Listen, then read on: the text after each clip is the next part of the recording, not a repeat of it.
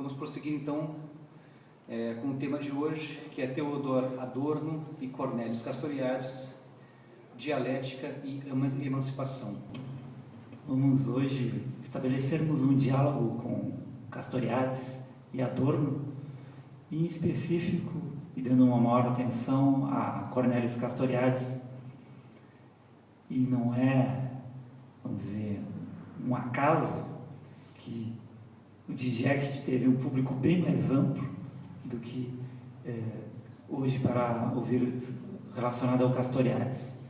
Não só porque é um pensador contemporâneo, o Zizek é o grande, vamos dizer, filósofo da mídia e do momento, mas porque Castoriadis realmente não vem recebendo a mesma atenção, seja no meio acadêmico e na grande mídia, nos últimos 15, 20 anos. E isso também não é um acaso, é devido, em especial, à singularidade da trajetória de Castoriadis, ao fato de que Castoriadis não é redutível a nenhuma das perspectivas teóricas das últimas décadas, ou seja, desde o final da Segunda Guerra Mundial, estruturalismo, pós-estruturalismo, pós-modernismo, ou a perspectiva neo-iluminista de Habermas. Nenhuma destas perspectivas é capaz de abranger o pensamento de Cornelius Castoriadis. E Cornelius Castoriadis, vamos dar umas informações biográficas básicas da figura. Ele nasceu em Istambul em 1922, de família grega, portanto vai com poucos meses para Atenas. É em Atenas que ele se forma em Direito, Filosofia.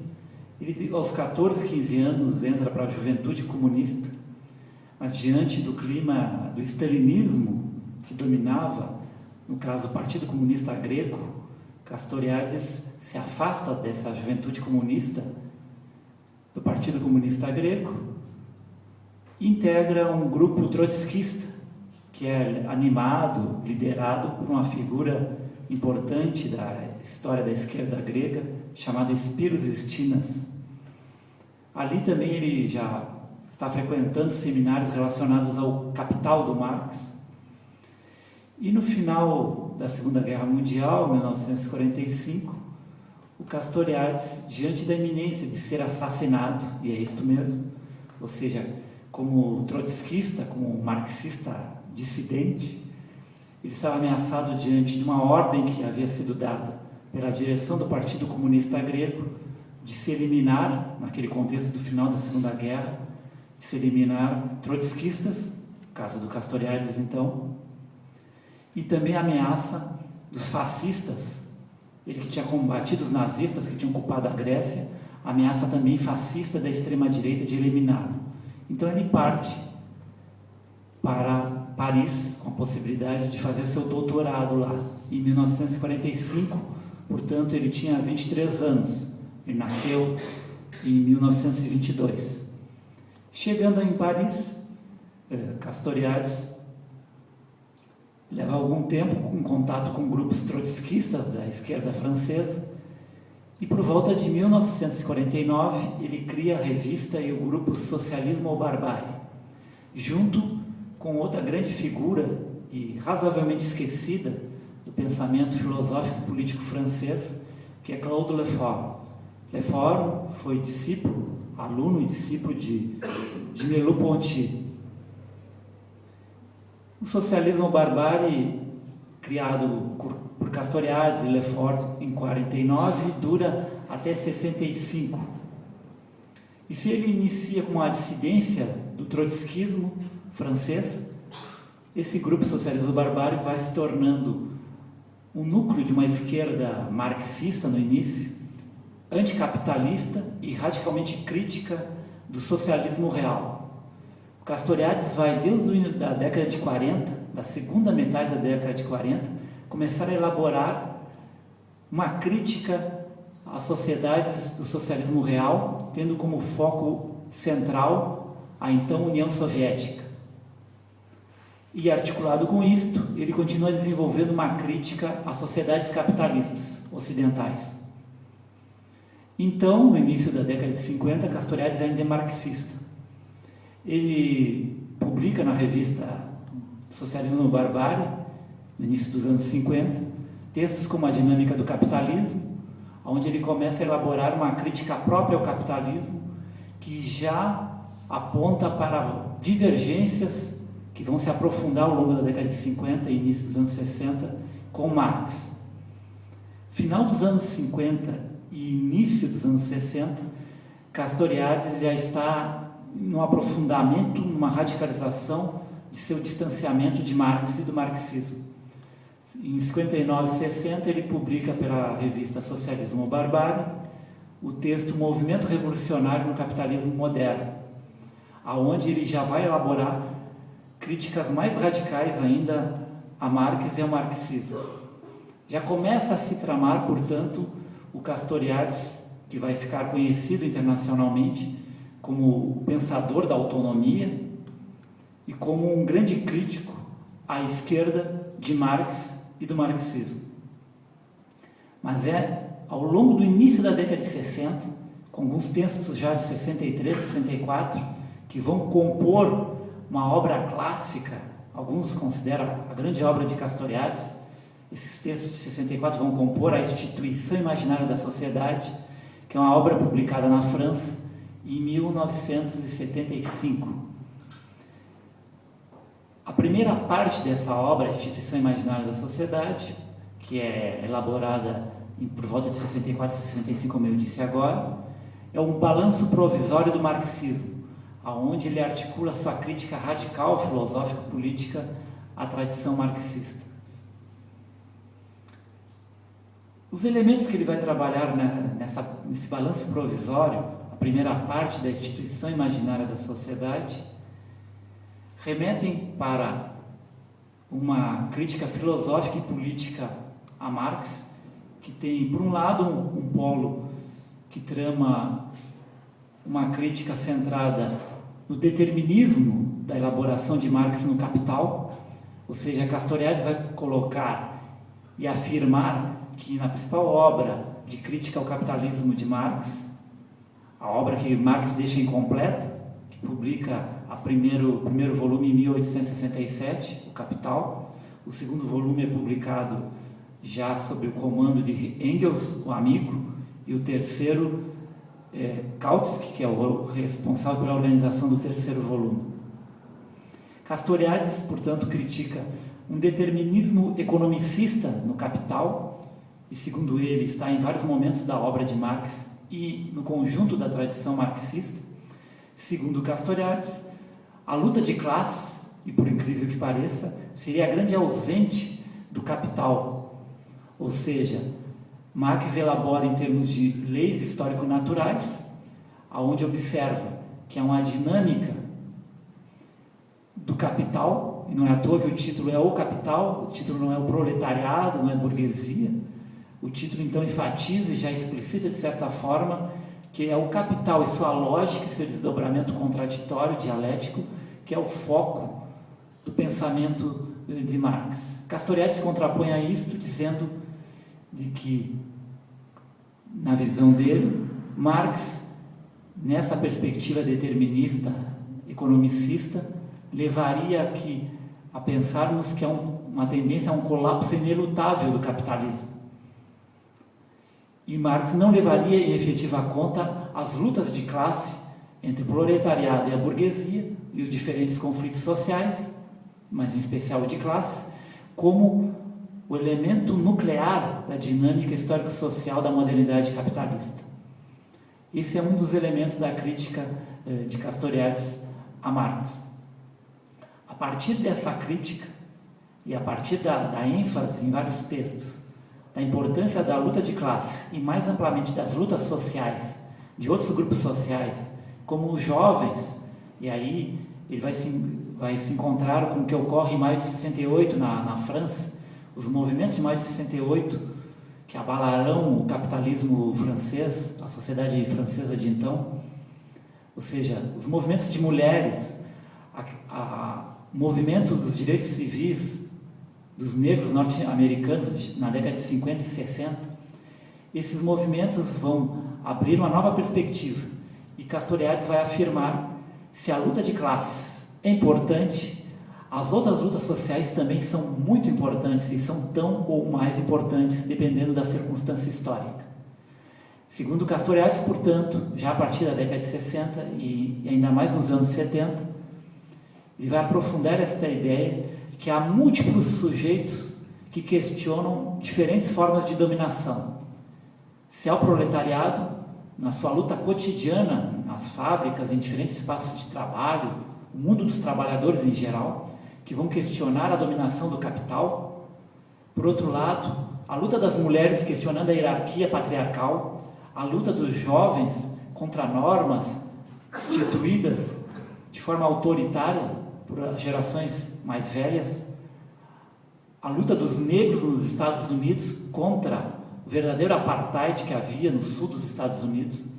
Essas lutas sociais, as mais diversas, que não são redutíveis à condição de classe e, portanto, não são redutíveis a uma condição socioeconômica, essas lutas são importantíssimas no questionamento de diferentes formas de dominação e opressão.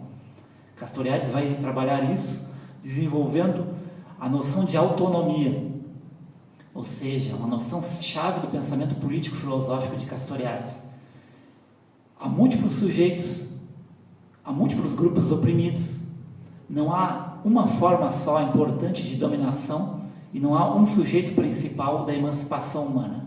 Há diversos sujeitos, há diversas formas de luta e há diferentes terrenos de luta, que são tanto no trabalho, mas também a questão das mulheres, que perpassa também o terreno do trabalho, a questão étnico-racial, como a gente falou há pouco nos Estados Unidos, a questão da população afro-norte-americana. Então, há inúmeras dimensões de dominação, e não há uma nuclear básica, que seria, na tradição marxista, ou no marxismo tradicional, uma questão de classe como a principal. Castoriadis vai questionar essa noção. Mas Castoriadis vai além. Ele vai, e desaguando já na Instituição Imaginária da Sociedade, sua principal obra, em 75 publicada, vai elaborar uma noção de história inovadora. Para Castoriadis, a história humana é domínio da criação de um coletivo anônimo impessoal. As múltiplas interações humanas coletivas de diferentes grupos e dos indivíduos é tramada e configura um campo que ele denomina o social histórico, que é esse coletivo anônimo impessoal. Que esse coletivo anônimo impessoal é que configura uma criação que não é redutível a uma classe, a um grupo social qualquer que ele seja. E esse coletivo anônimo impessoal nos remete para um conceito, uma categoria nuclear do pensamento de Castoriadis, que é o imaginário. Rompamos com a ideia de imaginação e imaginário do senso comum, ou mesmo a ideia trabalhada por Sartre, ou mesmo a noção trabalhada por Lacan. Pensemos o imaginário de Castoriadis como uma criação radical. O coletivo anônimo impessoal, esse social histórico, se configura para a visão de Castoriadis como o imaginário no sentido social histórico, que é o coletivo anônimo impessoal, onde há uma criação radical desse coletivo anônimo e aonde institui, vamos dar exemplos. Para a Grécia clássica, a polis é uma criação imaginária, ou seja, o coletivo anônimo impessoal dos atenienses, não como conjunto de indivíduos, mas esse coletivo anônimo impessoal figura uma criação imaginária, a polis ateniense. Através cotidianamente de suas lutas, conflitos, a trama cotidiana, coletiva anônima, vai se figurar uma criação imaginária. Aí é o domínio do imaginário social. E aí se criam, a polis ateniense é uma criação imaginária, o Estado Nacional moderno é uma criação imaginária, o nazismo é uma criação imaginária, o stalinismo é uma criação imaginária. No imaginário, nesse sentido de Castoriadis, como esse campo coletivo anônimo impessoal. Por outro lado, além dessa dimensão coletiva anônima do imaginário coletivo, social histórico, Castoriadis trabalha com a noção, a partir de um diálogo com Freud, ele que vai se tornar psicanalista a partir da década de 60, e vai ter uma proximidade com Lacan, depois ele rompe com Lacan, e vai elaborar críticas a Lacan, que estão num livro. Algumas dessas críticas têm ensaios, 2 ensaios, num livro chamado A Encruzilhada dos Labirintos, volume 1, volume 1, já tem uma publicação há muito tempo no Brasil, no início dos anos 80, pela editora Paz e Terra, e ele vai elaborar uma noção de imaginação radical da psique. Para Castoriadis, essa imaginação radical da psique é um fluxo incessante de afetos, de representações, de desejos. E tanto essa imaginação radical da psique, esse fluxo incessante de representações, de desejos, de afetos, que é o inconsciente humano no sentido radical de Castoriadis, quanto o imaginário no sentido social histórico da sociedade, do coletivo anônimo e pessoal, são manifestações a nível do humano de um abismo, de um caos, de um sem fundo.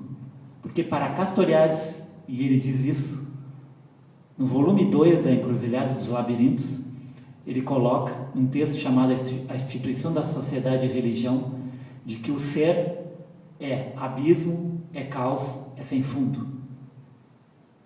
Mas esse ser, que é radicalmente abismo, caos e sem fundo, é tramado por uma camada que ele chama da lógica da identidade e do conjunto. Ele chama a lógica identitária conjuntista. Ou ele usa o outro termo, a lógica conídica.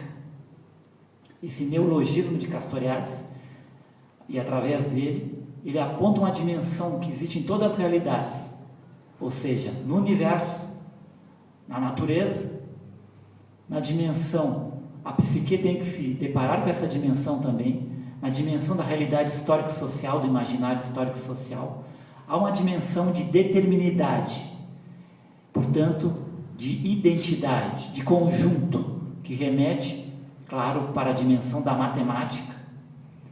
E essa dimensão que o Castoriadis denomina de conídica, conjuntista identitária, que é do determinado, ela é uma dimensão, portanto, que está nas mais diversas formas do ser, mas ela não reduz o ser, ela é um extrato do ser, seja no campo da cosmologia do cosmos, seja no campo da física das partículas, das micropartículas, atômicas e subatômicas, seja na dimensão do histórico social, seja na dimensão da psique. Mas ela é uma dimensão dessas múltiplas realidades, e ela não esgota essas realidades. Porque, por outro lado, há uma dimensão, há outras dimensões que remetem ao magma, outra noção central para o Castoriadis, os magmas. O que ele quer dizer com magmas? Que é um conceito que ele elabora a partir de um diálogo com o pensamento do inconsciente elaborado por Freud. Os magmas que nos remetem ao vulcão, a erupção vulcânica, quer dizer algo que é irredutível à racionalidade. Vejam bem, é irredutível à racionalidade, mesmo que comporte dimensões de racionalidade e de racionalizações. O magma comporta que haja, vamos dizer, esquemas de identidade de conjunto que cubram certos estratos dele, mas ele como um todo não é redutível à racionalidade e à razão. Ele é um fluxo incessante aonde se jogam e se cruzam indeterminações e determinações. Ele é um fluxo que configura a criação e a destruição. Para Castoriadis, o ser é destruição e criação, e portanto ele é abismo e é caos. Mas ele é um abismo e caos que comporta um extrato de determinidade, que é o extrato da lógica dos conjuntos, da lógica da identidade, dessa lógica que ele denomina conídica, a lógica identitária. Isso é um grande conjunto, vocês veem, de categorias. Ao magma, a noção do ser como abismo, caos, a noção de uma lógica da identidade, da determinidade. Por outro lado, há uma noção de imaginação radical da psique humana, que é o inconsciente humano, que ele elabora a partir de um diálogo com Freud, que é um fluxo incessante, essa imaginação radical da psique, desses desejos e afetos que constituem o nosso inconsciente. E por outro lado, há o imaginário social, um coletivo anônimo e pessoal, que não é irredutível a uma classe, e é um campo das relações humanas que configura isso que nós chamamos a sociedade e a história. E o Castoriadis denomina o campo do social e histórico, rompendo com a visão, ou seja, que a gente geralmente trabalha, da sincronia e diacronia, ou seja, a sociedade e a história. Castoriadis não fala a sociedade e a história. O seu pensamento, no sentido mais radical, a sua ontologia, trabalha com a noção do social e histórico, sincronia e diacronia.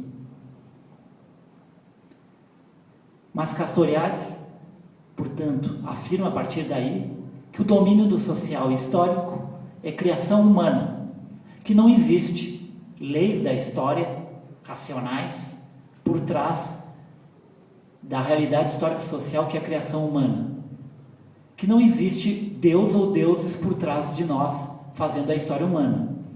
Ele diz que Deus, os deuses, o capital, o Estado, é uma criação histórica, coletiva, anônima e impessoal dos humanos. Ou seja, que os deuses gregos são criação do imaginário coletivo, anônimo e impessoal dos gregos, que nas suas interações cotidianas criam coletivamente, anonimamente, de forma impessoal, seus deuses. Que no mundo capitalista, o capital é uma criação dessas interações coletivas anônimas e é tramado nessa dimensão social histórica anônima e impessoal. E essa criação histórica anônima se realiza de tal modo que os humanos não sabem que eles, em última instância, são os criadores. Esse campo coletivo anônimo e pessoal humano, o social histórico. E ocorre o seguinte, ocorre que a alienação, a heteronomia, o heteros, o outro, é que se torna efetivamente como a fonte de sentido, a fonte da criação. Ou seja, esses deuses que são criação do coletivo anônimo e pessoal dos gregos, se autonomiza de tal modo que ele se torna a fonte de sentido, como que para os gregos, eles, os deuses, fossem os criadores, e não esse coletivo anônimo e pessoal grego, o imaginário social histórico na conceituação do Castoriadis, não é esse imaginário que seria, mas sim que se tomaria como os deuses, ou na sociedade capitalista, o capital, em vez de ser uma criação humana, e ele é uma criação humana, desse anônimo e pessoal, ele se autonomiza, e como que ele começasse a nos governar. E isso é a heteronomia. As sociedades humanas criam sentido, elas criam realidade, mas elas criam de um modo que elas ocultam esse sentido. Os deuses, que são criações coletivas, anônimas nossas, vejam bem, não de indivíduos, mas coletivas, anônimas e pessoais, humanas, eles parecem que se autonomizam. O capital, que é uma criação coletiva anônima na modernidade capitalista, ele se autonomiza e parece que ele se torna o regulador dos nossos cotidianos e também o Estado moderno, nacional. Portanto, são sociedades onde o sentido, esse modo de instituição histórica, configuram outros que passam a serem a fonte de sentido, a fonte que regula as relações sociais. Portanto, a heteronomia é isso na visão de Castoriadis. Mas há dois grandes momentos, e isso é uma tese central da filosofia política de Castoriadis, há dois grandes momentos na história humana onde os humanos rompem com essa heteronomia, com a alienação, que é o que predomina na história humana. Esses dois grandes momentos na tese de Castoriadis, na filosofia política Castoriadis, é a Grécia clássica entre o século 8 a.C. e 5 a.C. É a criação, e é o grande momento, sem dúvida, para a visão de Castoriadis, é a polis ateniense, mas essa Grécia clássica, onde há a criação da democracia, da política, da historiografia e da filosofia. Porque, para Castoriadis, e aí ele elenca todo um diálogo com a antropologia, com a historiografia, para Castoriadis, a política, ela não existiu sempre. Lê do engano. A política é uma criação, e o próprio termo que remete à polis, é uma criação ateniense e mais amplamente da Grécia clássica democrática. Entre o século 8 e o século V a.C., através de conflitos sociais, os artesãos em Atenas e outras cidades-estados gregas, os camponeses, em conflitos com os grupos dominantes de então, vão questionando a naturalidade da relação de dominação e vão rompendo essa heteronomia, essa alienação e criam a política, questionam as leis dadas pelos dominantes, que eram ditas que eram de origem dos ancestrais ou dos deuses. Eles dizem, não, as leis são obras nossas, de humanos, nós podemos alterá-la. Isso é a criação da política, da democracia, e uma democracia que é direta. A democracia no sentido radical para Castoriadis, isso é uma influência dessa experiência da polis ateniense, mas não só desta, veremos depois. A democracia para Castoriadis é autogoverno. Por isso que ele diz que o que nós chamamos na modernidade de democracia, que hoje todo mundo no cotidiano chama de democracia, isto não é democracia. São regimes oligárquico-liberais, que têm dimensões democráticas, mas não são democracias. Democracia é autogoverno. Mas como se dá a democracia direta na polis ateniense? Pegar o grande momento histórico do movimento democrático da Grécia clássica. Ela se dá com um limite profundo, porque ela é a liberdade, o autogoverno dos adultos, dos machos, dos adultos que são livres. Estão excluídas as mulheres, os menores, estão excluídos os metecos, ou seja, o que eles denominam os estrangeiros, e estão excluídos os escravos. E Atenas clássica é o mundo da escravidão. E isso é um problema no pensamento de Castoriadis. Aqui eu estou apresentando, o pensamento de Castoriadis, para depois, vulgarmente dizendo, eu sentar o laço, eu criticar esse que foi o meu mestre, há idos atrás, quando eu era um jovem, apaixonado, libertário, mas um pensador que eu tenho um profundo respeito, mas que eu divirjo radicalmente hoje. Mas Castoriadis diz, sim, há uma criação da democracia, da política, uma criação limitada, vejam bem, é uma democracia só para os homens, os adultos, e a concessão de cidadania, no sentido da naturalização para o estrangeiro, em Atenas no geral, na época da democracia ateniense, ela era muito mais difícil do que em Roma, na República Romana, que, diga-se de passagem, que é outra experiência de política, de criação da política no mundo antigo, que Castoriadis não tem tanta paixão. Até porque, e aí ele tem razão, a República Romana não se configura como uma democracia direta, com todos os limites que eu falei agora do que é da democracia na polis ateniense. Ela tem escravos, a mulher está excluída, o estrangeiro também, os metecos. Então a democracia direta é muito limitada. Mas aqueles cidadãos que fazem parte desse corpo limitado são efetivamente participantes de um autogoverno. Há uma democracia direta, portanto radicalmente diferente da chamada democracia representativa da modernidade ocidental.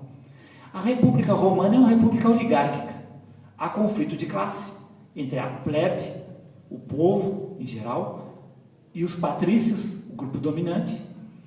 E esse conflito é o que dá a dinâmica extraordinária da história da República Romana, como bem viu Maquiavel no discurso sobre a primeira década de Tito Livio, e quem dialoga muito com isto e com Maquiavel e com essa questão da República Romana e a partir dela da modernidade também é o amigo de Castoriadis, companheiro da Socialismo Barbárie, Claude Lefort.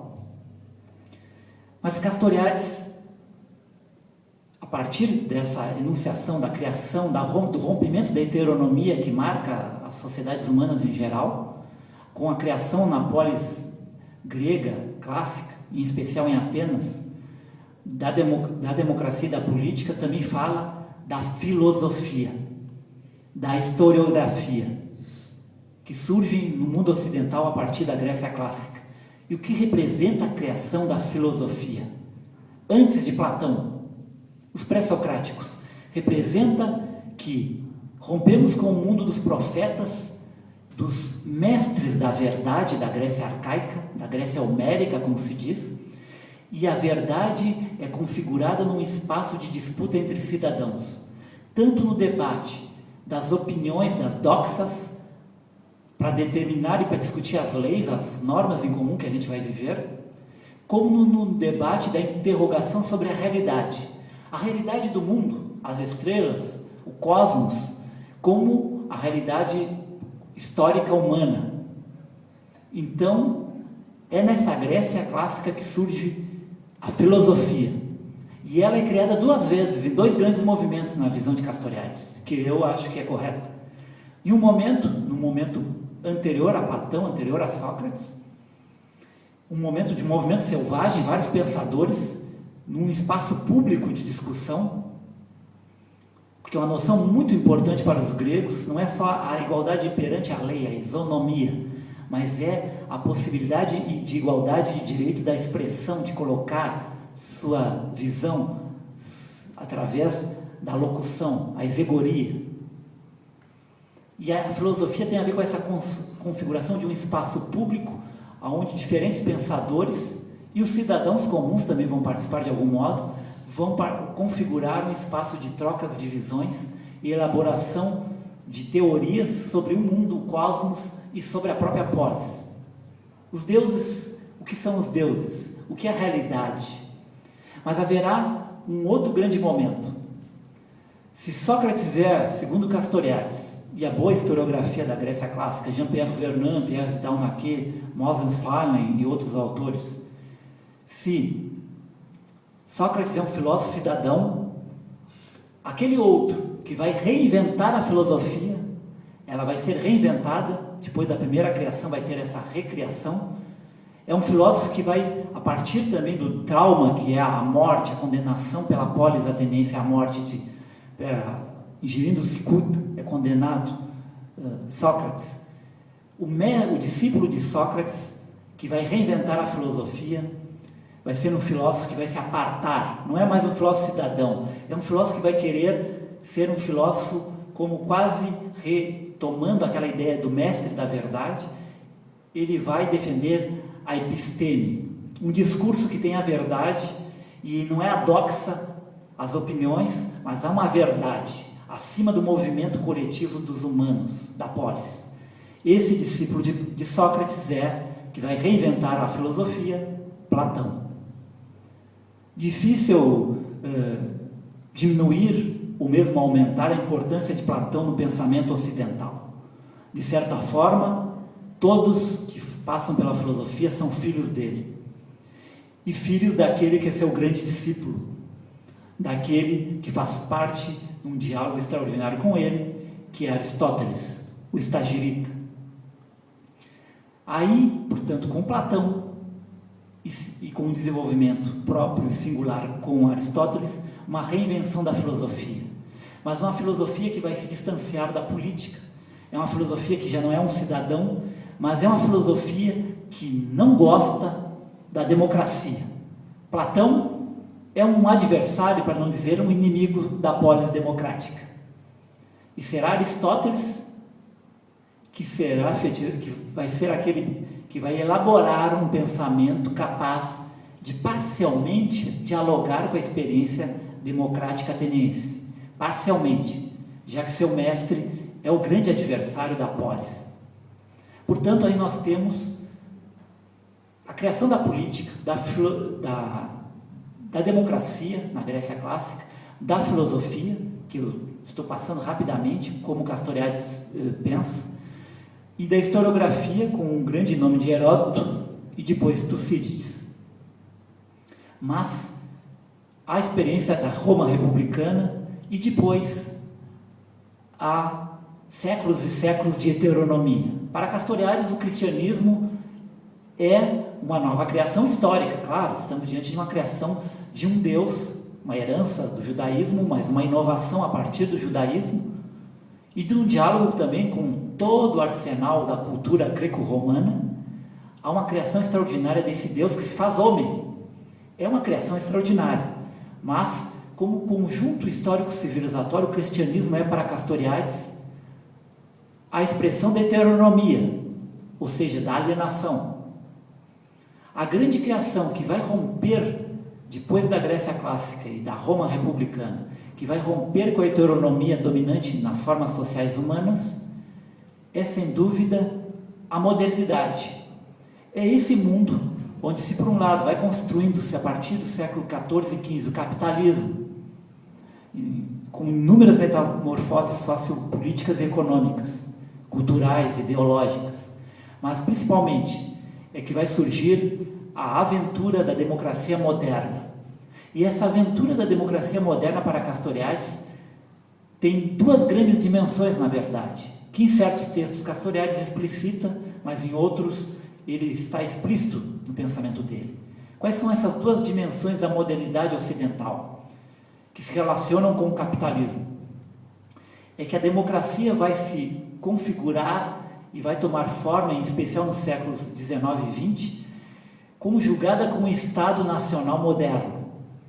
E conjugada de uma forma que ela vai integrar, incorporar as lutas dos dominados, do movimento operário, dos movimentos dos trabalhadores os mais diversos, das plebes urbanas, dos pobres urbanos, que não são redutíveis à categoria da classe operária industrial, do proletariado industrial de Marx. Os grupos feministas e as mulheres que, desde o século XVIII e XIX em especial, e ainda mais no XX, cotidianamente vão questionar a dominação patriarcal. Não é uma questão que começa no XX, começa bem antes. Cotidianamente as mulheres vão questionando a dominação dos homens. E outros grupos sociais, a luta dos escravos nas Américas. Mas Castoriadis vai pensar que a integração do Estado Nacional moderno e articulado com o mundo do capital, o mundo capitalista, vai absorver essa democracia e vai codificá-la em termos de uma democracia representativa. A democracia moderna é representativa. E aí vem a grande crítica de Castoriadis. Essa democracia representativa do Estado Nacional moderno, ela é inerentemente um processo de domesticação de nós todos, dos indivíduos, das coletividades dominadas. Ela integra, você é cidadão, mas você é um sujeito que é assujeitado. Você é subjugado por mecanismos do Estado moderno, do direito, da representação, articulado pela dinâmica da própria economia capitalista por outro lado. Você é trabalhador, você é um cidadão à medida que você está subjugado a esse código das relações sociais que nos remete ao trabalho, à condição de trabalhador. Essa democracia moderna, para Castoriadis, é um regime oligárquico liberal, como eu disse antes.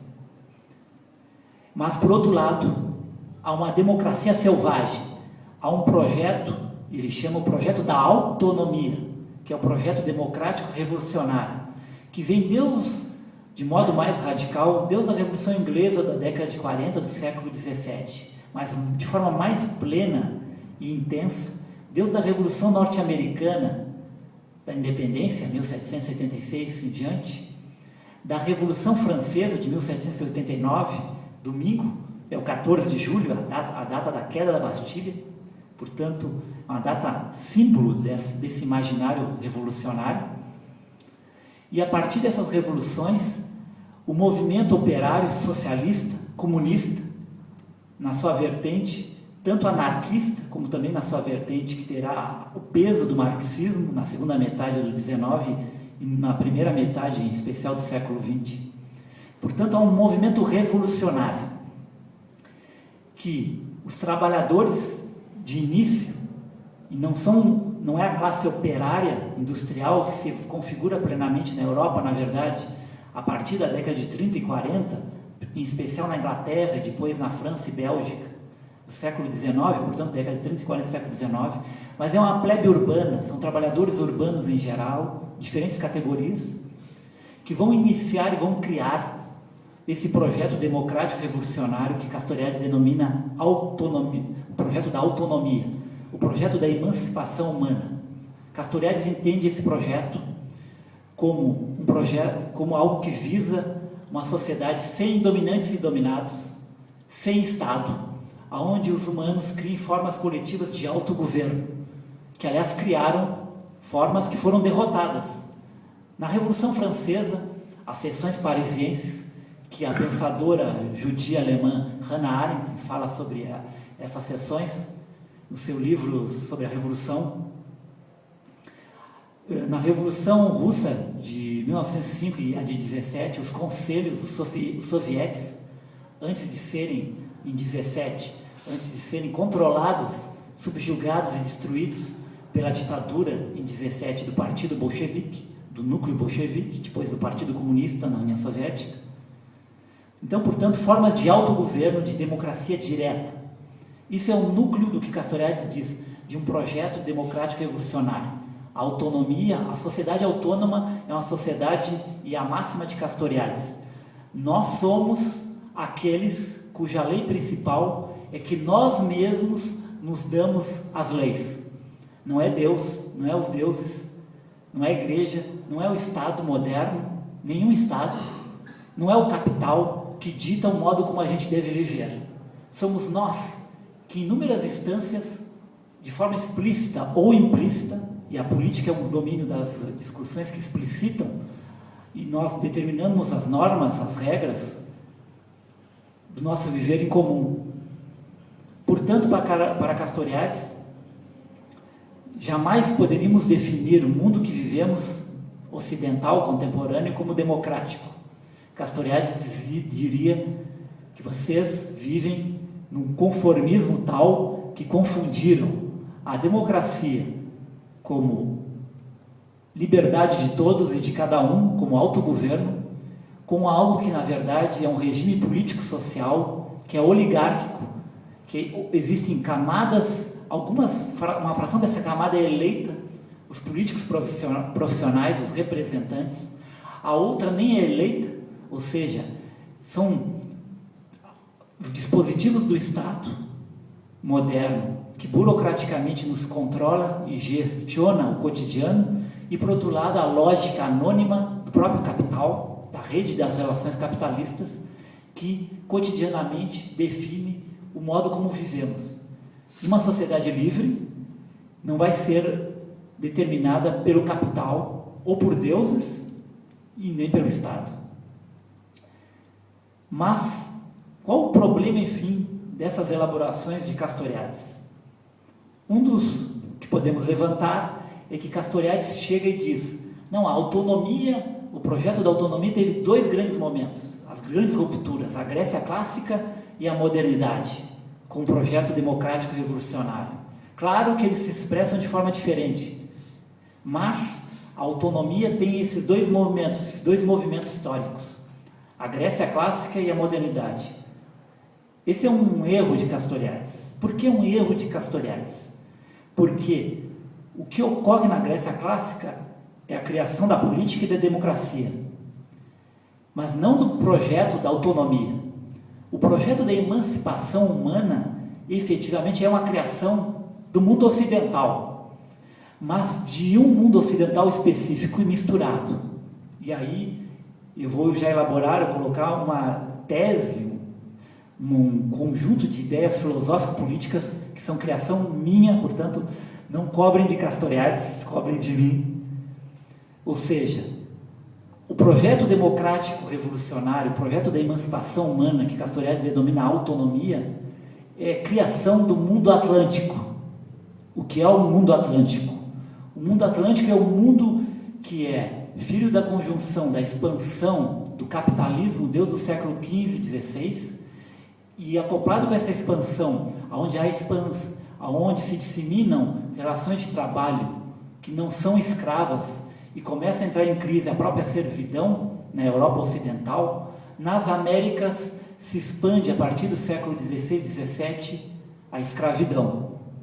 Não deve ser novidade para vocês que somos participantes de uma cidade que é filha da escravidão atlântica. Esse mundo atlântico, portanto, é o mundo do capitalismo que no século XIX vai desaguar na Revolução Industrial, plenamente, e também nas revoluções da modernidade democráticas, desde a americana e da francesa, mas em meio a isso há o tráfico de escravos da África para as Américas. Imaginem que do século XVI ao XIX, vamos pegar números brutos, de 1530, ou um pouco antes, até 1866, quando acaba o tráfico ilegal em Cuba, ilegal, e no Brasil em 50 e 51, entram cerca de 12 milhões de seres humanos nas Américas, escravizados. Para o Brasil, 4 milhões e meio. Vejamos que nós somos os grandes filhos da escravidão, do tráfico. Os Estados Unidos acabam com seu tráfico de escravos em 1807. Nós em 1851. Cuba em 1866. Mas um grande dado importante é que os Estados Unidos acaba com seu tráfico de escravos da África para lá em 1807, mas tem uma forma de escravidão, os Estados Unidos, onde é uma reprodução própria.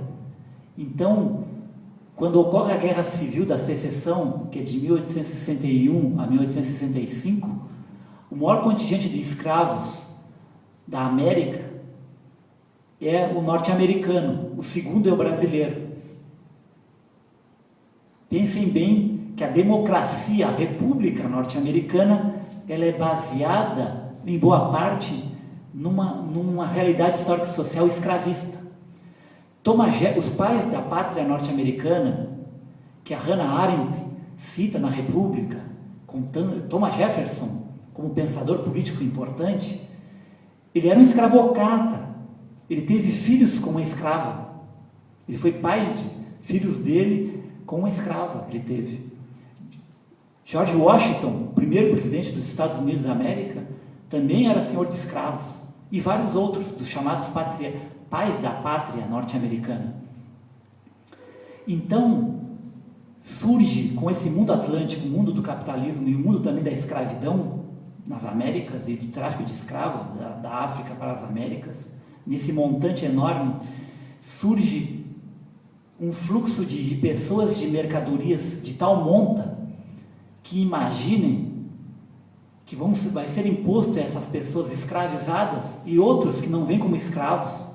Muitos vêm da Inglaterra em 1600, 1650, jovens vêm em condições de contrato, uma forma de servidão. Você tem um contrato de um ano e meio, você não é escravo, mas nesse um ano e meio, você é quase tratado como um escravo, quase. E esse quase é quase mesmo, mas ele tem um grande limite nas Américas de colonização britânica, que é o fato que a diferenciação é radical entre você que tem cor branca e você que não é branco. E os índios, quando não vão ser escravizados, e muitos vão ser, tanto na América Portuguesa, em várias regiões, serão escravizados até o século XVIII. Os bandeirantes, por exemplo, adoravam vir para essa região, ou seja, as regiões das missões, até o século XVII, para escravizar indígenas, e assim eles o fizeram. Mas ao longo do tempo, essa escravidão vai recuar, a dos indígenas, na América Portuguesa, e mesmo na América do Norte, e vai expandir-se a escravidão africana e de seus descendentes, dos afro, ou seja, os que nascem nas Américas, descendentes dos escravos africanos. Nesse mundo atlântico, esses trabalhadores escravizados e outros não escravizados, os que vêm escravos das Américas, da África, os que vêm em condições de serviço, praticamente, da Europa para cá, e os indígenas, escravizados ou não, eles, nas suas interações, vão questionar isso. Vão haver rebeliões, revoltas. E haverá também revoltas e rebeliões na Europa. Na Inglaterra, com o surgimento do movimento operário, ou de uma plebe urbana, que vai ser um proto-operariado no final do 18 e início do 19. Um livro que explicita isso, que faz 50 anos este ano, é A Formação da Classe Operária Britânica, do Edward Thompson. Ali ele coloca muito bem essa luta do operariado nascente no início do 19 e final do 18 contra a imposição da disciplina de trabalho assalariado capitalista de então. Pensem numa classe operária que trabalha 16, 18 horas no século 19. E, por outro lado, os trabalhadores escravos nas Américas, africanos e seus filhos, que trabalham também 14, 16, 18 horas. As rebeliões, as revoltas, quando questionam esse estatuto da escravidão, esse estatuto de várias diferentes formas de dominação, vão criando nessas interações o que alguns historiadores pensam, vão constituindo um proletariado atlântico. O mundo de trabalhadores do Atlântico, que seja escravos, seja em condições semi-servis, seja assalariados, eles vão criar formas de rebelião, motins, sedições, que vão configurar de forma extraordinariamente heterogênea o que eu denomino um projeto democrático, um movimento democrático selvagem, a democracia selvagem plebeia ou da multidão do Atlântico. Portanto, que tem um pé na América e na Europa, e tem uma interação constante com as Áfricas, pelo tráfico de escravos. Aí vai surgir, nessas interações, o projeto da emancipação humana, ou seja, em termos diferentes do que pensa o Castoriadis. Um exemplo para individualizar: Oludoa Equiano. Esse cara é da África Ocidental e na segunda metade do século XVIII ele vai ser escravizado e ele vai vir para as Américas, para a América do Norte, passa pelo Caribe e ele vai parar de volta na Inglaterra. Sabe com que? E ele vai morar com William Blake, com o grande William Blake.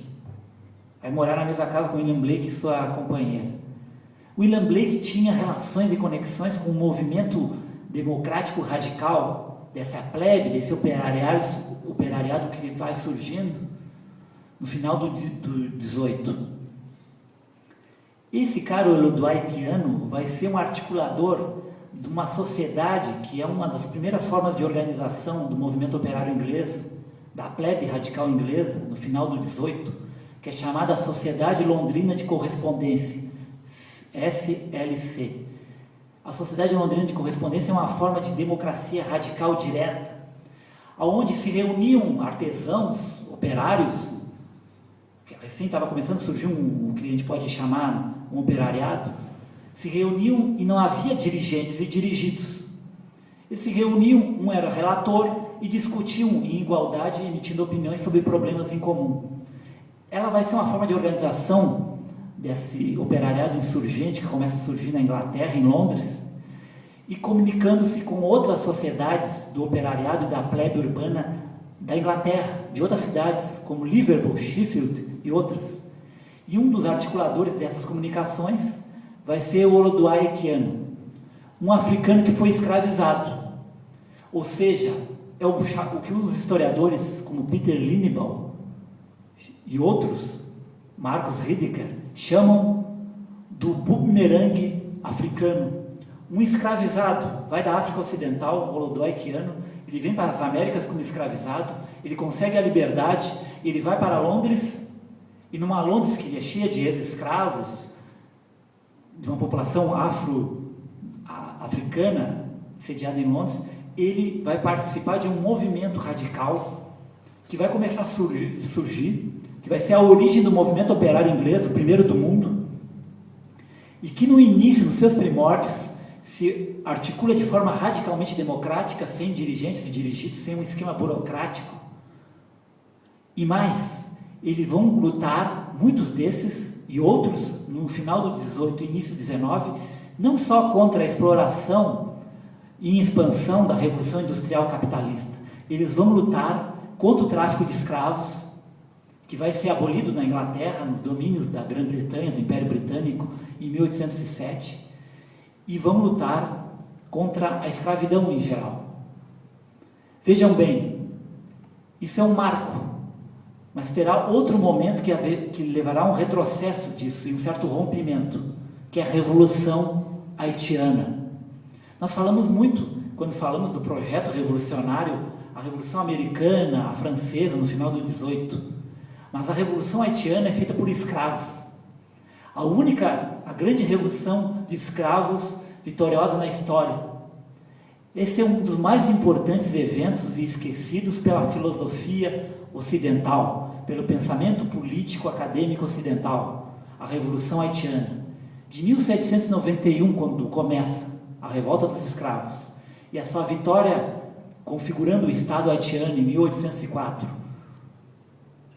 ela é uma hecatombe, ela é algo que deve ser esquecido, e ela é tão traumática que ela leva a que o movimento democrático radical inglês, esse movimento operário que está surgindo no final do 18, retroceda nas suas proposições de compromisso com o fim da escravidão, por exemplo, com a igualdade plena entre diferentes grupos étnicos, raciais. De certa forma, há um recuo do movimento radical inglês, no início do 19 em especial, diante desse impacto, desse trauma, porque foi uma revolução extremamente violenta, onde há uma matança também, há uma violência enorme com relação à população branca em geral, localizada no que depois vai ser o Estado haitiano. Mas, enfim, diante desse trauma, articulado com outros processos históricos, que é, ao longo do 19, a consolidação de uma classe operária industrial propriamente dita, e também em meados do 19 para a década de 70, 80 do século 19, a construção da hegemonia do marxismo na classe operária europeia, que depois, no início do 20, ele vai se difundir mundialmente, o marxismo. O que vai ocorrer? Vai ocorrer que esse movimento atlântico, esse mundo atlântico e esse movimento democrático radical do Atlântico vai se dissolver diante de um movimento socialista europeu que vai ser hegemonizado pelo marxismo no final do século XIX, a social-democracia, a tradição comunista bolchevique hegemônica é a partir da Revolução Russa de 17. Portanto, é a hegemonia social-democrata marxista no final do século XIX, a partir do Partido Social-Democrata Alemão, e, de forma minoritária, o anarquismo. E esses movimentos, essas lutas dos escravos nas Américas, de outros grupos sociais das Américas, de uma plebe radical nos Estados Unidos e outras cidades do mundo atlântico, o próprio Rio de Janeiro, as revoltas urbanas recentes, elas, se a gente pensar em termos de longo prazo, elas nos remetem a uma revolta urbana, a revolta do Vintém em 1880 no Rio de Janeiro, que era a revolta do Vintém por causa do Vintém, que era o preço do bonde puxado por tração animal. Machado de Assis tinha crônicas e textos saborosos, Mestre, o bruxo do Cosme Velho, Joaquim Maria Machado de Assis, sobre esse mundo, o mundo dos bondes puxados por tração animal no século XIX. Mas vejam bem, essa revolta do Vintém faz parte, portanto, desse mundo atlântico no Rio de Janeiro, mas já está havendo uma dissociação desse movimento operário com a hegemonia marxista e, na minoria, o anarquismo, sediado na Europa e com grande força na Europa Ocidental, e que vai ter um polo importante na Rússia do final do século XIX. E, por outro lado, o mundo atlântico das Américas vai ter outras dinâmicas, que vai se reencontrar com essas influências da tradição do movimento operário socialista de matriz marxista-anarquista, no final do 19 e início do 20, com os imigrantes que vão trazer o anarquismo, que vão trazer com maior força tradições da social-democracia, de inspiração marxista. Mas então surge o movimento democrático revolucionário não a partir de uma classe operária, como diz o Castoriadis, mas de um movimento democrático do Atlântico, aonde segmentos dos trabalhadores escravizados africanos são sujeitos tão importantes quanto a plebe e a classe operária inglesa. Eu quero dizer com isso que a Revolução Haitiana é importantíssima para a história da emancipação humana, com todas as suas limitações e erros, sua violência. Ela é um evento importante, tanto quanto, de certa forma, a Revolução Francesa, a partir de 1789, ou a Revolução da Independência dos Estados Unidos. Portanto, ela faz parte do patrimônio das lutas da liberdade do mundo, da humanidade. Portanto, aí é uma crítica que eu faço ao Castoriadis e a noção que ele tem de autonomia e como se configurou essa autonomia. A polis grega, que é uma grande criação com a democracia e a filosofia, não configura um projeto revolucionário de emancipação humana. Por quê? Porque a democracia grega não se coloca e nunca questiona o estatuto da escravidão. Não há um questionamento na polis ateniense, por exemplo, da escravidão. O questionamento da escravidão se dá na modernidade, de forma radical, coletiva, política. Algum pensador, alguma figura do mundo grego clássico possa questionar a escravidão? Houve, mas eu falo como um movimento político coletivo, não houve isso na democracia ateniense. Mas isso houve no mundo moderno ocidental, no mundo atlântico, como eu chamo. Neste houve, pela luta dos escravos e pela luta daqueles que, os apoiando, configuraram um movimento democrático, que eu chamo um movimento democrático revolucionário do Atlântico. Mas retornemos então desse interlúdio, onde eu fiz uma crítica a Castoriadis e apresentei teses fortes da minha filosofia política, porque há um costume, e é um mau costume acadêmico, que você passa falando de pensadores e geralmente não tece visões e juízos críticos sobre eles, e então, menos ainda, se tem coragem de tecer e tramar conceitos próprios. Portanto, eu fiz uma crítica a Castoriadis e a partir daí elaborei conceitos filosófico-políticos próprios. Mas retomando a senda de Castoriadis, e um diálogo possível com Adorno, que é o outro convidado aqui da nossa exposição. Um convidado que é mais conhecido pela questão da Escola de Frankfurt. Ele nasceu em 1909, e 1906, morreu em 1969. Ele é autor de um clássico, A Dialética Negativa, talvez seja a mais importante obra dele. E o Adorno, a Dialética Negativa, que é de 66, ele tenta pensar, a partir do conceito, o não conceitual, e elabora uma crítica dialética hegeliana. A dialética clássica hegeliana e, de certa forma, também a dialética marxiana de Marx. E com um grande momento é, sem dúvida, nessa obra Dialética Negativa. E poderíamos estabelecer, portanto, com Adorno e com essa tentativa de pensar a partir do conceito não conceitual, o conceito que é o domínio, de certa forma, do idêntico, da identidade. Portanto, na terminologia filosófica de Castoriadis, o domínio do conceito é o domínio da lógica da identidade, que, segundo Castoriadis, a partir de Platão, essa lógica foi extrapolada, ou seja, isto que é uma dimensão da realidade humana e além do humana, a determinidade, a identidade, que o Castoriadis chama lógica da identidade, a partir de Platão, se coloca como se a realidade, o ser, fosse isso, ou seja, a hipercategoria vamos dizer, da metafísica ocidental, platônica, aristotélica, seria, para Castoriadis, o seguinte: ser é igual a ser determinado. De Platão e Aristóteles, chegando ao século XX, haveria essa grande tese: ser é ser determinado. E Castoriadis diz: não, há uma dimensão do ser que permite, que é realmente determinidade, é determinada, mas é uma dimensão. O ser, como amplamente, ele é abismo, ele é caos. ele é fonte de novas determinações, portanto ele é trabalhado por indeterminações. Ele é acima de tudo um fluxo de criação e destruição, o ser. Por isso o termo importante para o Castoriadis, magma.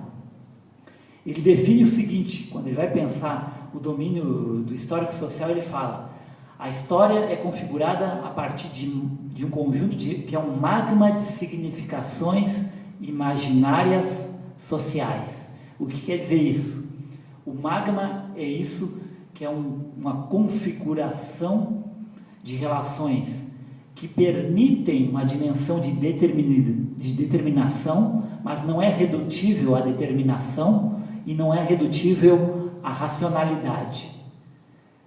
Significações quer dizer, é o domínio do sentido. Nós somos os seres do sentido, nós criamos sentido. Um golfinho não cria sentido, uma estrela não cria sentido, a água não cria sentido. O sentido é dado pelos humanos, o homem é o ser do sentido, portanto é o ser das significações. Mas o homem cria sentido ao longo da história humana de modo fechado. O que Castoriadis quer dizer com modo fechado? Quer dizer que o sentido é configurado ao modo que um Deus, as sociedades humanas, o histórico social, como chama Castoriadis, é como se Deus criasse a realidade humana, a realidade histórico-social, ou o capital, ou leis históricos-sociais, histórico-naturais. Ou seja, isso é heteronomia para Castoriadis. E o que domina ao longo da história humana é, portanto, que o homem cria sentido na clausura, ou seja, sentido de uma forma fechada. E ele rompe a clausura, na visão de Castoriadis, duas vezes, como eu falei anteriormente, na Grécia Clássica, criando na Grécia Clássica a democracia, a historiografia, a filosofia, a política, e no mundo moderno, com a aventura do projeto da autonomia, do projeto democrático revolucionário. Portanto, magma, significações esse sentido, criação que é dos humanos, que domina geralmente ao longo da história humana a criação de sentido de modo fechado, clausura, por isso é a heteronomia, que é rompida em dois grandes momentos, segundo Castoriadis, a Grécia Clássica e a modernidade ocidental. Significações imaginárias. Imaginário e imaginação, como eu disse no início da minha exposição, para Castoriadis não tem nada a ver com a noção do senso comum, nem a noção elaborada por Sartre, nem a noção que é elaborada por Lacan. Imaginário social é criação coletiva, anônima e impessoal dos humanos nas suas interações, que não é redutível ao indivíduo, ao sujeito singular. Não sou o Jarbas que criei a autonomia ou o projeto revolucionário. Se eu falo dele é porque outros o criaram, e o criaram em condições nada fáceis. Lembremos que eles trabalhavam 16, 18 horas, ou como escravos nas Américas, ou em fábricas, no mundo industrial que surgia no final do 18 e início do 19 na Inglaterra, por exemplo. Portanto, o imaginário é uma criação que não é determinado por nenhum Deus, por nenhuma razão da história. E imaginação, no sentido da psique em Castoriadis, é um fluxo que é o nosso inconsciente, de cada um de nós singularmente, de desejos, de afetos, de paixões. Magma de significações imaginárias sociais. Portanto, o humano, em termos do domínio da história, é uma criação humana, criação de sentidos que compartilhamos, que é uma criação coletiva, anônima, imotivada, mas que não é determinada por nenhuma divindade, pela razão, que é configurada nessas relações coletivas anônimas do humano. Essa é uma tese forte de Cornelius Castoriadis. E ele critica que a filosofia ocidental trabalhou com uma ontologia da identidade, Deus de Platão e Aristóteles, e para ele a dialética entra aí, Hegel e Marx também estão prisioneiros dessa ontologia da identidade, que pensa o ser como ser determinado, que não vê que o ser é, acima de tudo, criação, destruição, que ele é abismo, caos. Essa é uma tese ontológica forte de Castoriadis, que faz uma ponte de diálogo com Adorno, quando Adorno, de certa forma, critica a dialética hegeliana como uma dialética que estaria, aí, de certa forma, presa ainda a uma metafísica da identidade, ou seja, onde o conceito, enquanto o suprassumo da identidade, subsume o não idêntico.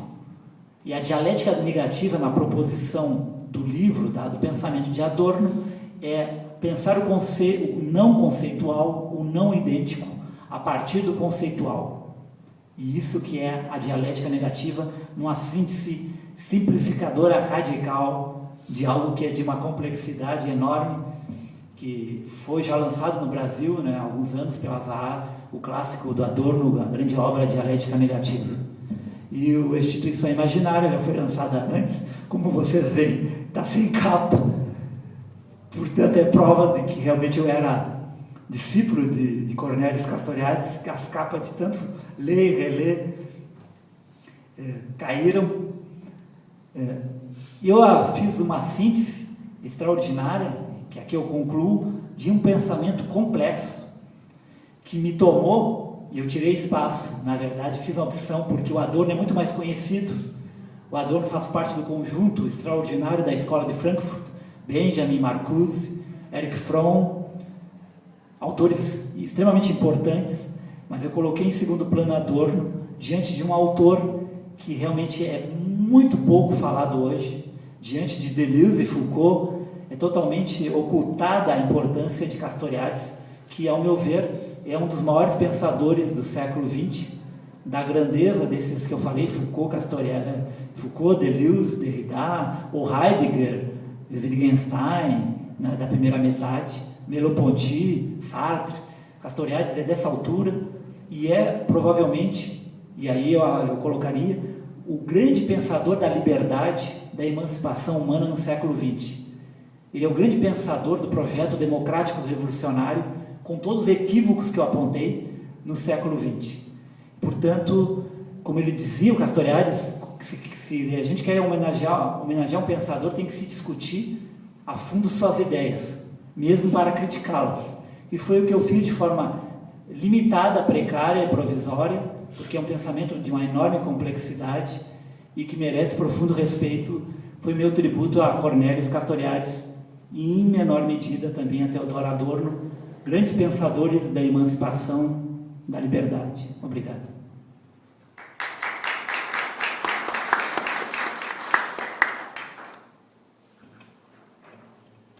Bem, passemos então para as questões. Sim.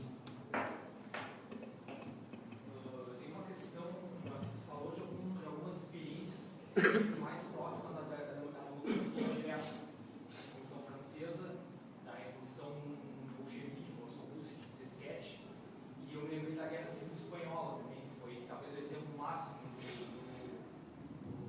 da ideologia libertária. E o que me veio à mente, assim, historicamente falando, é que sempre depois dessas revoluções, dessas tentativas, sempre se houve espaço para um governo totalitário. Tanto na França, quanto depois na Revolução Bolchevique, depois com o stalinismo, e na Revolução Espanhola com o franquismo. Né? Então, a pergunta que eu tenho para ti é a seguinte: teria hoje condições de haver uma quebra, uma ruptura, mais ou menos desse nível, assim, de uma Guerra Civil Espanhola, de um governo não centralizado hoje, na conjuntura atual, sem que isso resultasse num regime totalitário?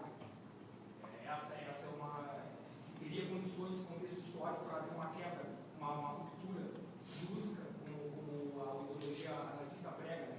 Uma destruição mais aguda do aparato estatal, sem que isso desse margem para uma extrema-direita retomar, como eu citei nesses três casos. Né? E a segunda pergunta, tu falou de poderes que são supostamente democráticos, mas que na realidade não são. Né? Eu me lembrei do sistema judiciário, eu me lembrei dessa polêmica que está havendo na Argentina, com a Cristina Kirchner, que ela propôs que seja eleito através de voto direto à Suprema Corte.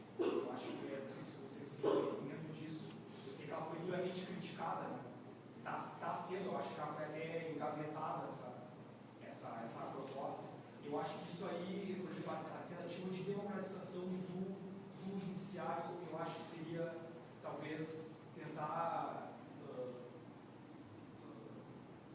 acabar com essa revolução, né, de uma democracia. O sistema judiciário é extremamente elitista, né, extremamente elitizado. Quem chega numa Suprema Corte, quem chega no STF, por exemplo, não é alguém que vem do povo. Muito difícil. O caso do Joaquim Barbosa é um caso extraordinário, uma exceção à regra. Então eu vejo essas duas perguntas, assim, se tu vê contexto histórico para que haja uma ruptura sem uma volta do regime totalitário, e o que tu acha dessa tentativa, dessa proposta de eleger, através do voto direto, a Suprema Corte tentar democratizar o sistema judiciário? Bom, é bom a gente deixar claro que houve realmente alguns eventos revolucionários onde posteriormente adveio formas totalitárias. A Revolução Russa de 17, que é fevereiro, depois a outubro.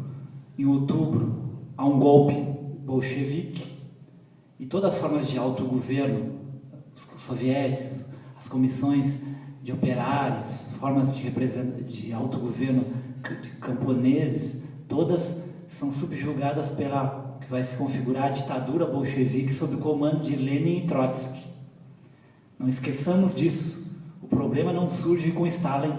Stalin comanda um processo de metamorfose totalitário, mas o início, a Tcheca, a polícia secreta começa a agir já no início, prendendo mencheviques, prendendo a esquerda revolucionária, anarquistas, mencheviques.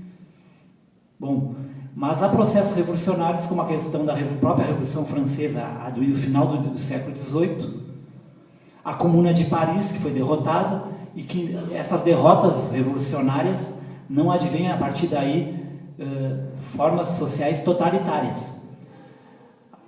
Claro, a Revolução Húngara de 56 estava já numa forma que poderíamos definir totalitária. A Hungria é uma sociedade de socialismo real, e a grande revolução, talvez em termos de autogoverno do século XX, não se dá numa democracia representativa capitalista, se dá numa sociedade do socialismo real, que é a Hungria de 56. A Espanha tem um grande movimento revolucionário, com a presença anarquista decisiva, em especial na Catalunha, em 36, 37, e advém o franquismo. Sem dúvida, estamos diante de um regime que tem traços totalitários, mas o franquismo não é igual ao nazismo. A gente poderia definir melhor o franquismo como uma ditadura semifascista ou fascista, mas ela não é totalitária no sentido clássico do nazismo, do stalinismo, ou pegando a questão da direita, no caso, nazismo, o fascismo italiano. Ela é uma ditadura que, sem ser tão retrógrada e conservadora e ultramontana como a do Salazar em Portugal, é uma ditadura de extrema direita que, na segunda metade do século XX, vai abrir para uma modernização autoritária capitalista. Portanto, nem todo evento revolucionário resulta depois, com sua derrota, em um regime totalitário. Eu acho de deixar isso bem claro. O que é possível, ou seja, um processo revolucionário hoje, a gente tem que pensar isso de uma forma não clássica, ou seja, não podemos pensar como era 17 ou 36, ou nem mesmo o maio de 68, ou seja, a gente tem que pensar que é algo que vai se dar em diferentes dimensões, então a gente tem que pensar como processos, e é algo que só pode ser vitorioso se for múltiplo e mundial. Não é possível a vitória um país onde nós vamos adotar uma sociedade livre, autogovernada. Isso aí se torna inviável a médio e longo prazo. Portanto, nós estamos falando de um projeto, o projeto da emancipação, que é realmente um projeto político mundial, múltiplo, complexo, e, portanto, no limite, o pensador, o teórico, tem que baixar a bola e não pensar em fazer previsões. Ou seja, o meu limite, eu sou precário, e todo pensador é precário, porque a criação política humana, a criação humana no sentido mais radical, para o pior e para o melhor, ela é, e aí o Castoriadis está corretíssimo, o poder da criação humana, ele derrota o pensador sempre. Um exemplo recente, As manifestações de junho nas cidades brasileiras, elas derrotaram todos os intelectuais. Todos. Só teve alguém que teve um texto, que teve um momento, pressentiu algo. E ele não é um teórico. É o Milton Atum, um escritor do Amazonas, que tem um texto dele, uma crônica, onde ele prefigurou que poderia haver revoltas urbanas. Mas, quer dizer, nenhum pensador, nenhum sociólogo, nenhum antropólogo, nenhum filósofo, nenhum pensador político da esquerda brasileira ou mundial previu. E não é um problema só brasileiro. Ninguém previu maio de 68, nem Castoriadis, nem Edgar Morin, nem Lefort, ninguém. Marx não previu a Comuna de Paris. Porque o domínio da criação humana, por pior, o advento do nazismo, do stalinismo, e por melhor, os movimentos de emancipação humana, tu não prevê a radicalidade deles, tu não prevê esses eventos, esses processos.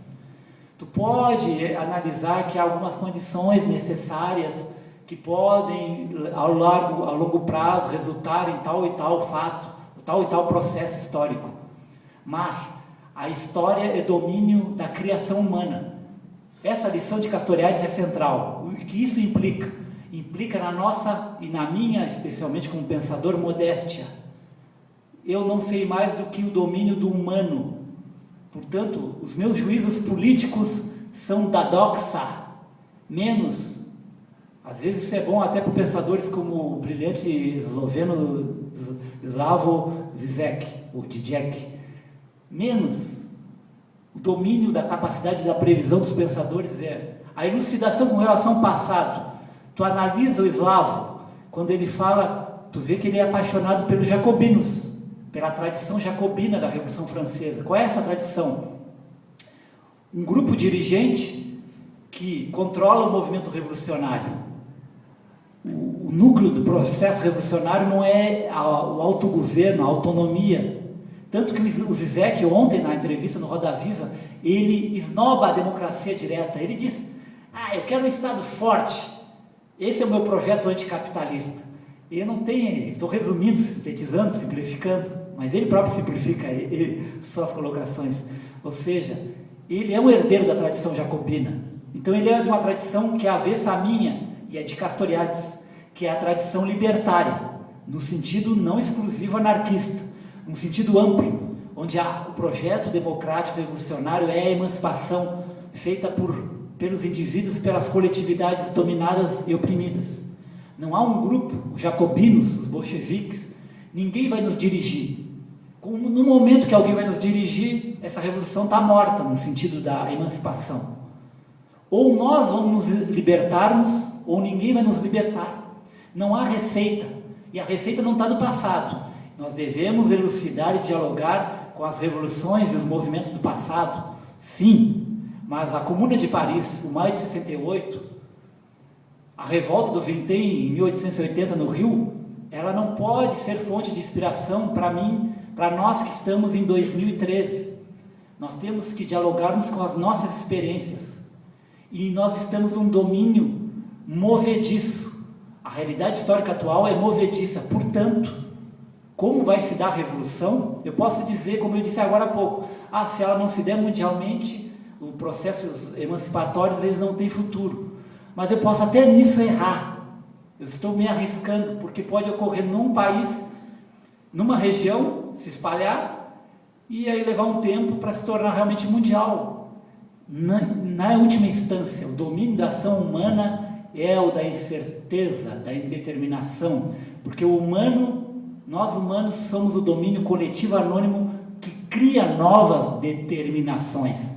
Nós fazemos parte do abismo. O humano é o abismo que é o abismo diante dos abismos do caosmos, não é nem cosmos. Não há um universo, há pluriversos. A física, a cosmologia atual trabalha nesse sentido. Provavelmente não há um universo, há pluriversos. E o registro do humano é o registro da criação do sentido. Nós somos os únicos que criamos sentidos, como eu disse antes. Nem a estrela, nem isto cria sentido. Nós criamos sentido, mas criamos sentido num oceano que é uma aventura. A história é o oceano. A gente, ao entrar no domínio da história e da política ainda mais, é o domínio que a gente vai se molhar. A visão tradicional é o seguinte, a visão da teoria na esquerda, nós estamos planando, olha lá Jesus Cristo, planando sobre as águas. A política é o domínio que você se banha, você se molha. Portanto, é o domínio da incerteza. Portanto, é um domínio do precário, da aposta, do risco.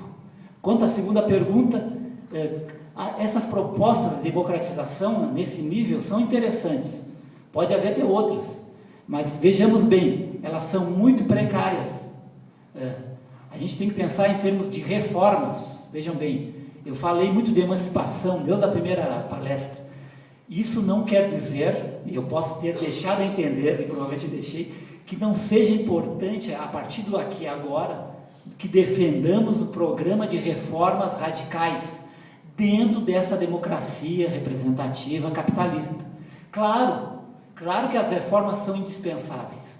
Temos que pensar em termos de uma dialética, e isso aí os clássicos do marxismo, a do Gustavo já pensaram nisso, a própria Rosa Luxemburgo, a dialética das reformas democráticas a partir das lutas do aqui e agora, e agindo no sentido de configurar brechas, no sentido da perspectiva, vou usar o termo clássico, revolucionária, democrático-revolucionária da emancipação.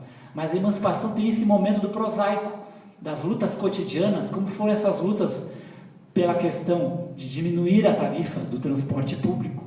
São lutas importantes, por quê? Porque a partir dessa questão do cotidiano, eu questiono o conjunto das relações sociais do capitalismo, que eu digo, a cidade é para todos, a tarifa tem que ser zero, porque nós temos como cidadãos direito de transitarmos nela, um transporte público gratuito, universal e de qualidade, de muito boa qualidade. É um direito democrático. Então, ela tem um potencial democrático radical, essa exigência. O Castoriadis dava um exemplo num texto dele sobre a experiência do movimento operário, onde ele dizia o seguinte, que quando o trabalhador faz corpo mole na fábrica, na linha de montagem, na fábrica tradicional, taylorista, fordista, ele faz corpo mole, a greve, a operação tartaruga, qualquer trabalhador faz isso muitas vezes. Isso já tem um aspecto anticapitalista radical importante, porque questiona no domínio do trabalho que eu tenha que me submeter totalmente à lógica e ao ditame do patrão ou dos seus representantes, à lógica do capital. Ou seja, eu estou tirando um tempo do capital, do capitalista, para que esse tempo seja um tempo autônomo meu, que eu vá no banheiro, que eu tome cafezinho. E houve inúmeras greves que tinham como elemento importante isso, uma ampliação do tempo para o trabalhador conversar, tomar cafezinho. A princípio alguém diria, isso não é revolucionário.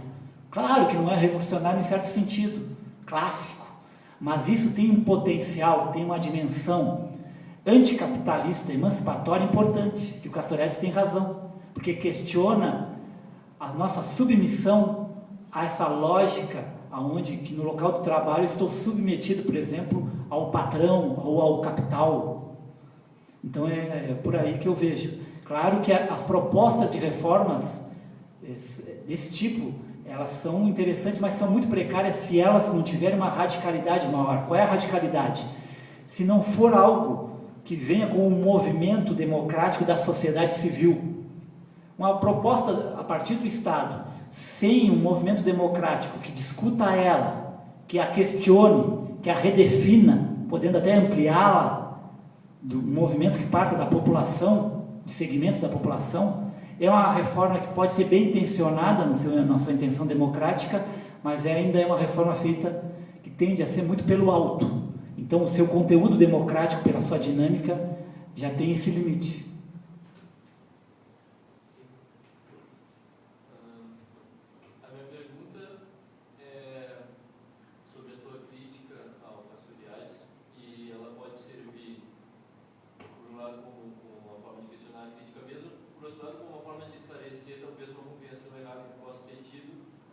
Da própria ideia do Castoriadis, porque eu não conheço.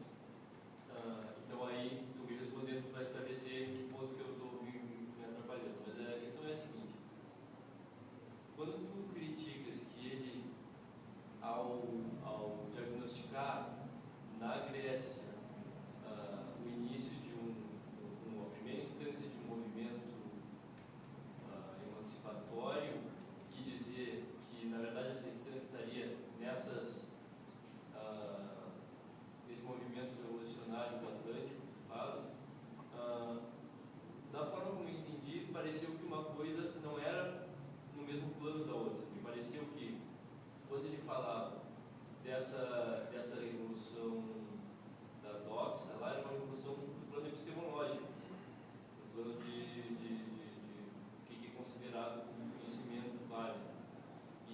da revolução que tu fala que na verdade foi quando surgiu a revolução essa que tu interpreta como a mesma, eu entendi como uma revolução muito mais material, assim, muito mais social, que é o reconhecimento dos escravos e tal, como pessoas que têm direito a uma liberdade igual a qualquer das outras.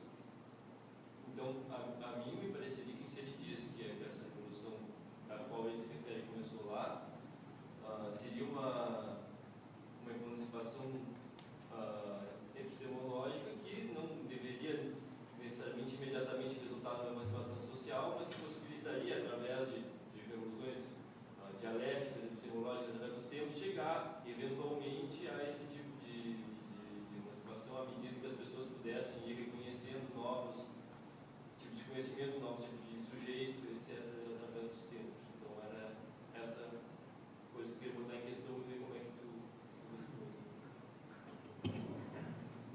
Vou aproveitar para agregar uma pergunta, né? Quase um plágio, porque tem o título aquele, um mestre na periferia do capitalismo, né? E tu que és um intelectual na periferia do capitalismo, queria que tu explorasse um pouco mais essa relação de pensadores, né? Políticos, filósofos contemporâneos como Castoriadis e o Agamben, eles não conseguiram então pensar o mundo atlântico, né? Para incorporar na sua, digamos, filosofia política, de modo a tentar entender essa totalidade. Então, como que tu, que é um pensador político à periferia do capitalismo, conseguiu dialogar com a historiografia e tal, com tudo isso, para poder chegar aos próprios conceitos? Eu queria agregar também uma questão, já para fazer um bloco, então. Eu queria dizer que eu discordo um pouco dessa posição que coloca o Adorno como um filósofo dentro dessa tradição do ideal de emancipação. A partir da minha leitura, o que eu percebo que o Adorno está muito mais tributário, dizer, de uma tradição kantiana, moderna, de um princípio que é muito mais de autonomia que propriamente de emancipação. Mas eu vejo que eu já tive a oportunidade de ver muitas pessoas defendendo essa ideia que me parece um pouco equivocada. Inclusive aqui no Brasil foi traduzida uma série de conferências radiofônicas do Adorno e o título dessa compilação aqui no Brasil é Educação e Emancipação. Quando o original em alemão é Erziehung und Mündigkeit. E Mündigkeit é muito mais a coisa da maioridade que o Kant já trabalhava lá no célebre ensaio que chama Resposta à Pergunta, que é o Iluminismo, que ele fala da questão da maioridade. Então, a meu ver, um pouco o Adorno ele é muito mais tributário dessa tradição mais kantiana, moderna, da autonomia, que propriamente da emancipação. Mas, um pouco pegando essa ideia que o William colocava também dos pensadores, ontem eu ainda escrevia, coincidentemente eu ainda escrevia a respeito disso, encerrando um trabalho há bastante tempo, lendo Adorno, e eu usei, digamos assim, fazer uma certa crítica, e eu pensando, eu fiquei pensando assim, a dialética negativa é uma insistência o tempo todo na ideia da não identidade, no não idêntico, e eu fico pensando, mas vem cá, e ele nunca parou para pensar que a África, a América Latina, a Ásia, pudesse ser esse não idêntico, e ele nunca parou para pensar que a identidade é todo esse modelo eurocêntrico que ele vive e que ele nunca conseguiu fazer, vamos dizer, um enfrentamento nesses termos.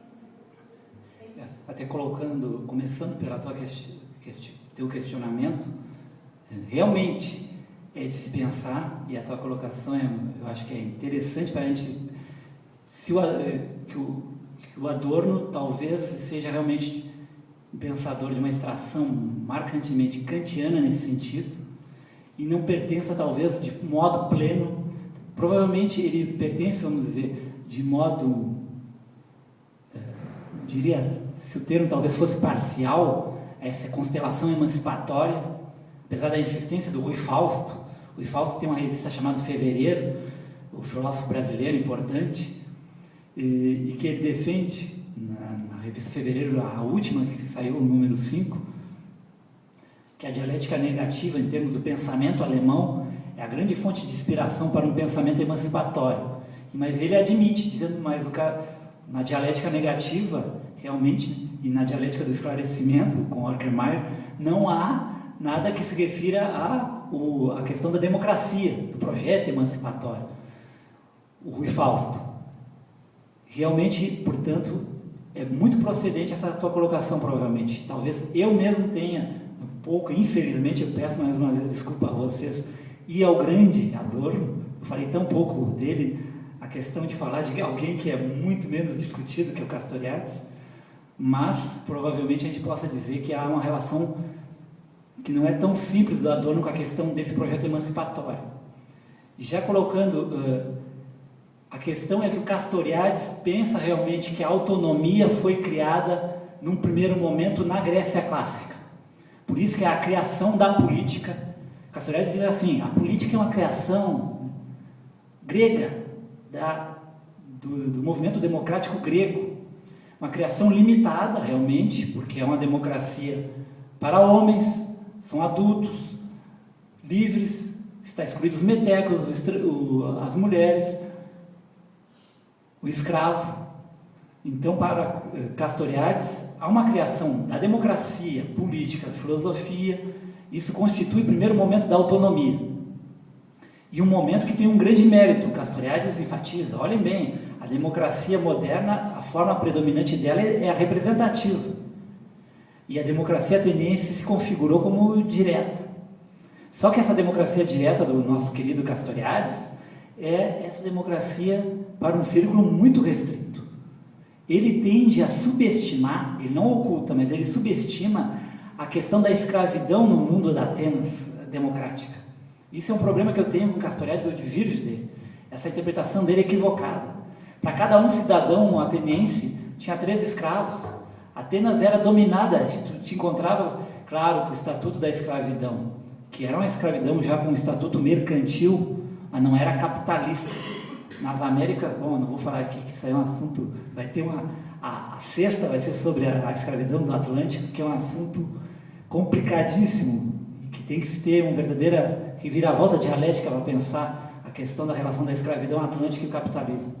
Portanto, Castoriadis comete mesmo esse equívoco, ele não pensa que é algo epistemológico, é algo político, histórico, social, amplo, é uma ruptura que tem uma dimensão epistemológica, mas tem uma dimensão ontológica. Se cria algo que é a política não havia antes. Quando Castoriadis diz que nós humanos geralmente criamos ao longo da história sentido, mas as formas históricas são criadas, são configuradas de modo fechado, clausura, ele quer dizer o quê? Quando ocorre a criação da democracia grega clássica, há um rompimento parcial da clausura. O rompimento parcial da clausura tem a ver com a interrogação explícita da lei, do nomos. Isso é a política, na prática cotidiana histórica, na polis ateniense, não só nesta, na Grécia clássica. Em outra dimensão há a filosofia, há a historiografia.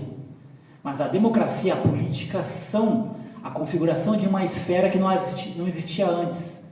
Claro que poderia se abrir uma discussão imensa, que é Pierre Clastres. A sociedade contra o Estado, ela não tem política? Há uma protodemocracia nas sociedades guaranis, nas sociedades que são contra o Estado, é o nome do livro do antropólogo Pierre Clastres. Haveria uma esfera política ou protopolítica, protodemocrática? Isso aí daria uma palestra, eu adoraria falar sobre isso, mas no momento não é possível. É uma grande questão. O que não haveria política na sociedade sem Estado, que o Pierre Clastres corretamente coloca contra o Estado? Isso é outra questão, extraordinária, ontológica, filosófica, política. Mas a questão é que Castoriadis defende que a autonomia tem 2 grandes momentos. A política sendo criada com a democracia, a configuração da democracia direta, através de conflitos sociais, na polis ateniense e outras polis gregas, e depois no mundo moderno ocidental. E ele pensa no mundo moderno ocidental, ele fala da Revolução Francesa, dos movimentos democráticos radicais que ocorrem na Revolução Francesa em diante, e do movimento operário socialista, a Comuna de Paris, a Revolução Espanhola, tudo isso, formas de autogoverno. Mas ele jamais fala do mundo atlântico. O Adorno não pensa no mundo atlântico. Então a minha crítica que eu faço ao Castoriadis, que eu reafirmei, redefinindo ela, tentando esclarecer melhor para ti, eu faço para o Adorno, para o Habermas. Ou seja, eles não pensam no mundo atlântico, eles estão limitados a uma visão eurocêntrica. O Zizek, então, nem se fala. ele é mau. O Zizek tem um problema de má informação histórica. Ele não conhece a história da modernidade. Então ele vê os jacobinos, ele não pensa, ele deveria ler o Daniel Guérin, Os Braços Nus, e ver o movimento autoconstituinte da plebe parisiense, as sessões que Hannah Arendt fala da Revolução. E outros pensadores falam, o próprio Castoriadis. O Habermas, então, é um caso de eurocentrismo clamoroso, um desastre. E um autor daqui que critica o eurocentrismo desses pensadores não pensa o mundo atlântico.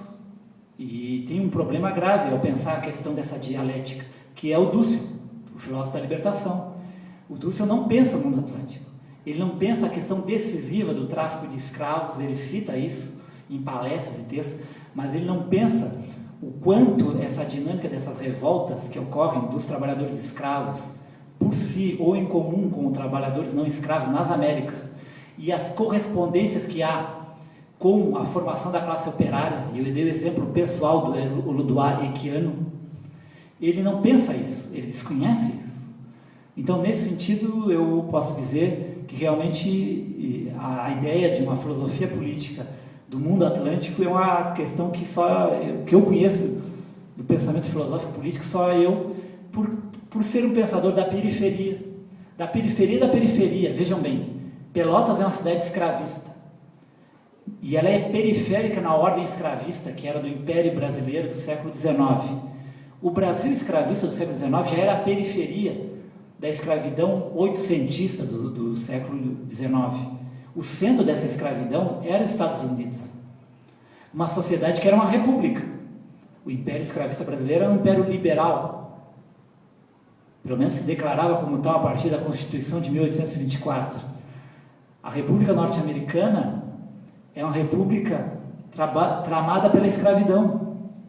Claro que a escravidão se concentrou a partir do início do século XIX no sul, mas o norte estava emaranhado nos fios desta triste instituição social histórica que é a escravidão.